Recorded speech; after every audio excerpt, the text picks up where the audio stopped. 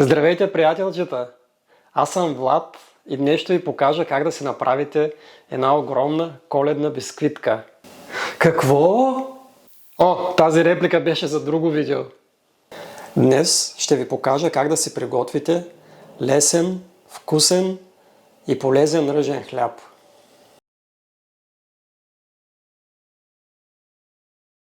И разбира се, хляба е само с квас. За приготвянето на този хляб ще използвам светло ръжено брашно тип 997, както и двустепенен ръжен квас.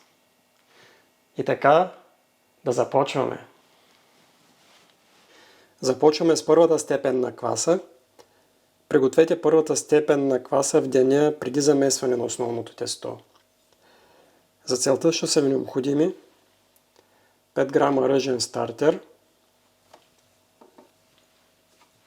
60 грама вода с температура от 35 до 40 градуса и 80 грама светло ръжено брашно.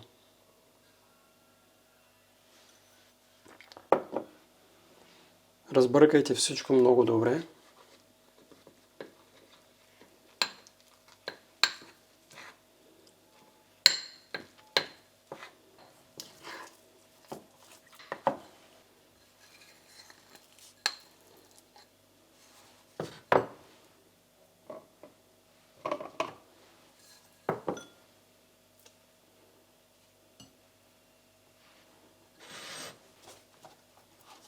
Ако нямате ръжен стартер, спокойно може да използвате и пшеничен такъв.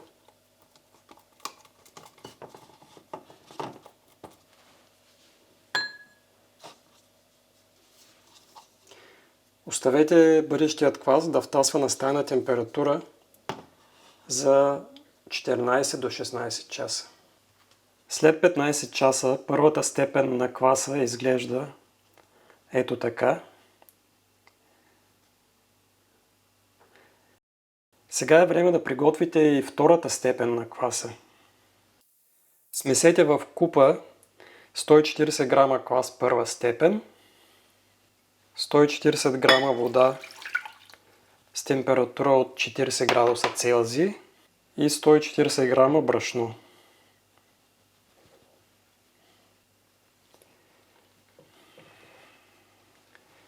При втората степен на кваса е важно да достигнете една температура от 30 градуса Целзий. Тази температура трябва да се поддържа за времето на зреене на кваса, в случая това са 3 часа. За целта поставете кваса в уред за втасване или в съвсем леко затоплена фурна с включена лампа.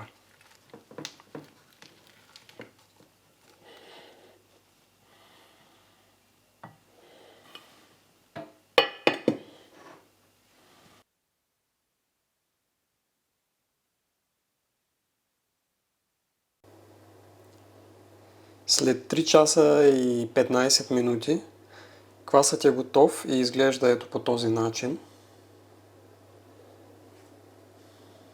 За основното тесто ще са ви необходими още 490 грама ръжено брашно, 350 грама вода с температура 40 градуса и 14 грама сол. Тук следва една забележка. През лятото, когато температурите са високи, водата следва да е с температура от 30 до 35 градуса Целзий. Като за начало разтворете възможно най-добре квасът във водата.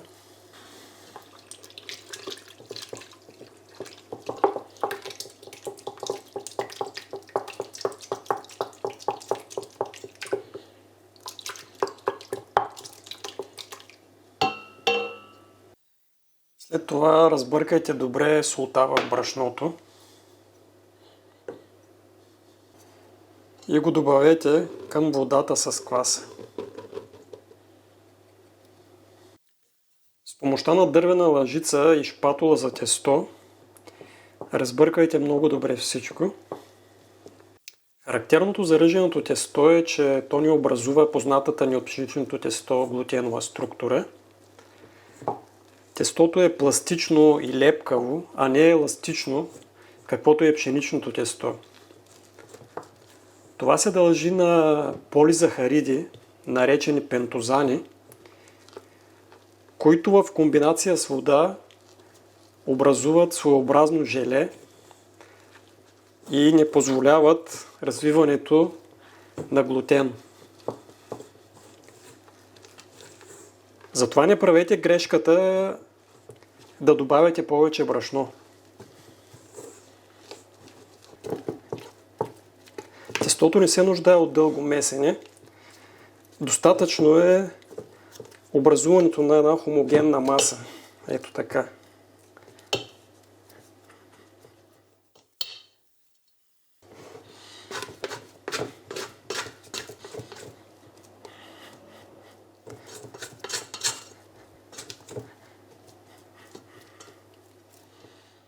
След умесване температурата трябва да е в диапазона от 28 до към 30-31 градуса.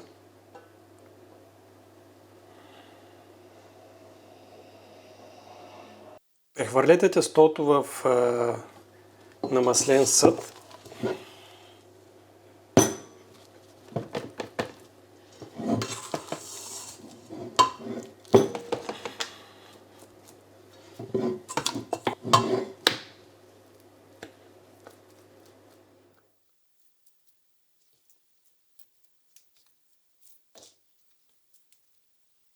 При вече споменатите температури, времето за насипна ферментация на тестото е около 85-90 минути.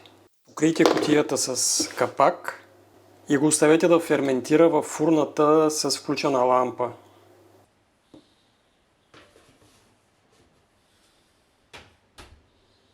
След насипната ферментация идва и най-деликатният момент от целия процес – оформянето на самия хляб.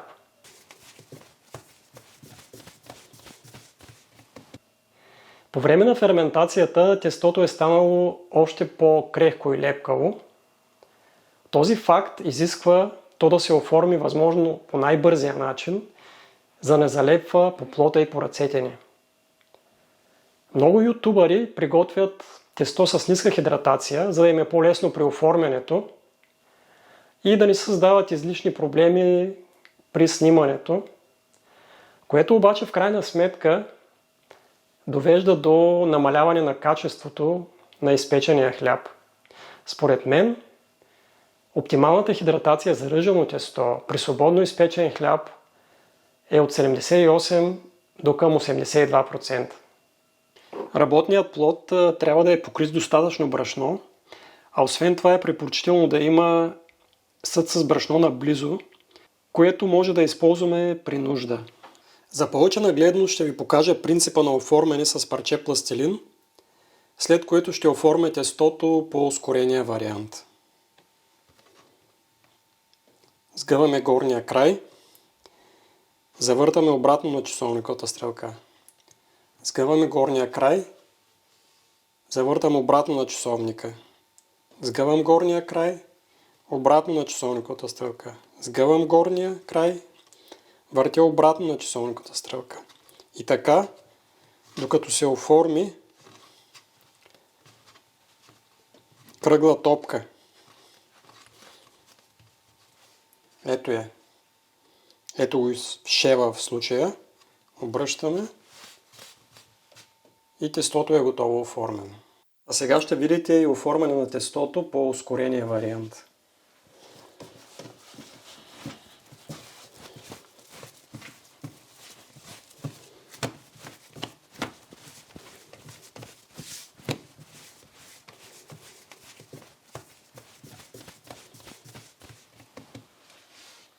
След оформяне на тестото го поставете в много добре набрашнен банетон с шева надолу.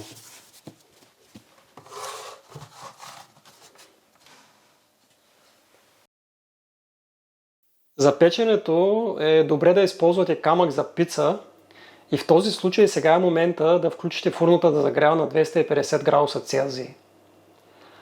Ако нямате камък за пица и използвате фабричната тава на фурната, времето за загряване е от 15 до 20 минути.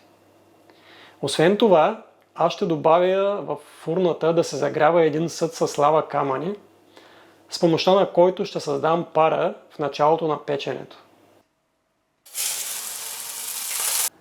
Финалната ферментация много зависи от околната температура, където се провежда. При мен стайната температура е около 21 градуса и хлябът втаса за 55 минути.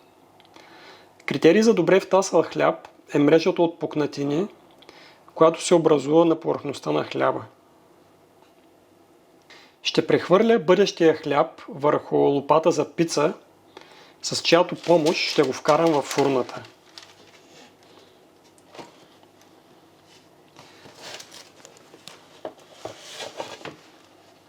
Как пека с пара, може да видите в видеото, линк към което ще ви се появи в горния десен ъгъл. След 6-7 минути от началото на печенето ще изпусна парата, а след около 15 минути от началото ще намаля температурата на 210 градуса Целзий. Времето за печене на хляба при това тегло е 55 до 60 минути. След 60 минути хлябът е изпечен.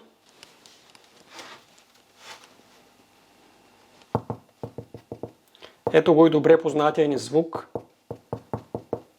когато хлябът е готов.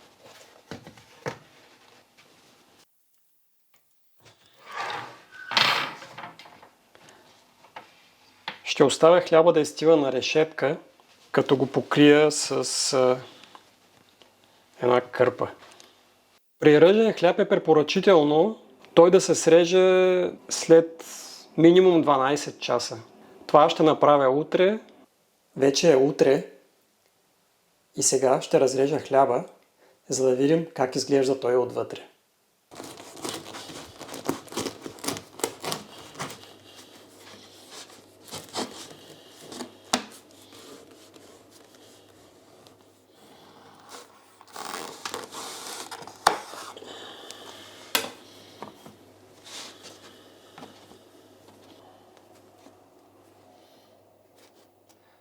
Ето как трябва да изглежда средата на един 100% ръжен хляб.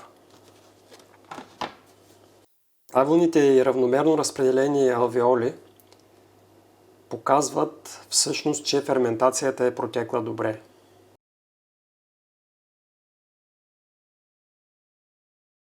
В кухнята се разнесе изключителен аромат, на който не мога да устоя.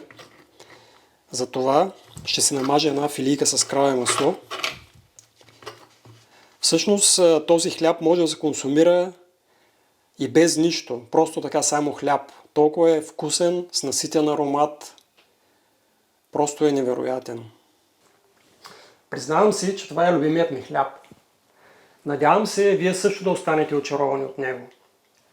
А ако сте останали очаровани от видеото, натиснете бутона за харесване и се абонирайте за канала, ако още не сте го направили. Освен това, препоръчайте видеото на ваши приятели и познати, които също се интересуват от направата на хляб с квас. Така мога да им бъда полезен и на тях и да им помогна в процеса на приготвяне. Пожелавам ви всичко най-най. Чао и до следващия път!